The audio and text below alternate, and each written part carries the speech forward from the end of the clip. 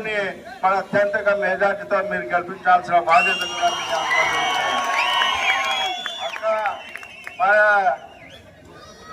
అక్క ఒక్కసారి మీ అందరికీ కూడా గుర్తు చేస్తున్నా. మరి నారా చంద్రబాబు నాయుడు గారు ఈ మధ్యనే మీకోసం మహిళా శక్తి అనేసి సూపర్ 6 లో మొట్టమొదటిగా మీకోసమే మరి సంవత్సరానికి 3 సిలిండర్లు ఇచ్చే విధంగా కూడా పథకం పెట్టారు.